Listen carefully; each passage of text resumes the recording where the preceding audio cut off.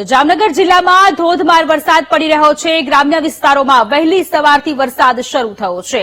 કાલાવડમાં 1 કલાકમાં 2 ઇંચ વરસાદ પડ્યો। નિકાવા, આણંદ પર, નાના વડાલા, પાતા મેઘપરામાં ભારે વરસાદ પડ્યો છે। શિશાંગ, મોટા વડાલા, ખરેડીમાં ગામમાં વરસાદ શરૂ થયો છે। ભારે વરસાદથી અનેક ગામોમાં પાણી ભરાવાની સમસ્યા સામે આવી છે। તો જામનગરમાં મેઘરાજાની સવારી આવી પહોંચી છે, ત્યારે સંવાદદાતા હિરેન આપણી સાથે જોડાયેલા છે। હિરેન, જામનગર જિલ્લામાં ધોધમાર વરસાદ પડી રહ્યો છે, આ સાથે નીચાણવાળા વિસ્તારોમાં પાણી ભરાવાની સમસ્યા સામે આવી છે। કયા કયા વિસ્તારોમાં પાણી ભરાયા છે?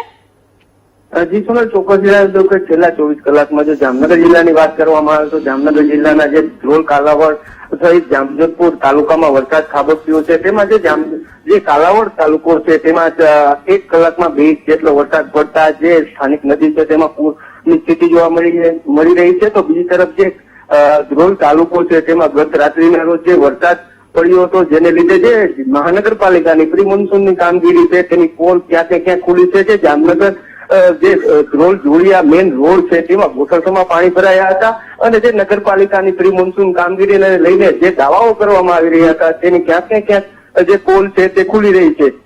તો બીજી તરફ જામનગર શહેરમાં પણ સારો એવો વરસાદ પડતા જે ખેડૂતો છે તેમાં પણ ખુશીની લહેર જોવા મળી રહી છે। જી સોનલ। જી હિરેન, આભાર તમામ વિગતો માટે।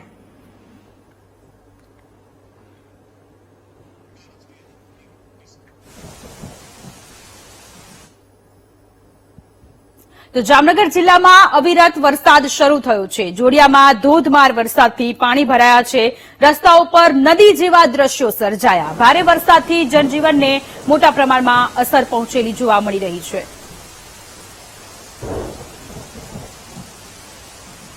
તો જામનગરના જોડિયાના આ દ્રશ્યો છે કે જ્યાં સાંબેલાધાર વરસાદ પડ્યો છે। ધોધમાર વરસાદ પડવાને કારણે જાણે રસ્તાઓ પર નદી વહેતી હોય તે પ્રકારના દ્રશ્યો જોવા મળ્યા, પરંતુ આ સાથે નીચાણવાળા જે ગ્રામ્ય વિસ્તારો છે ત્યાં રહેતા લોકો અત્યારે પારાવાર મુશ્કેલીનો સામનો કરી રહ્યા છે।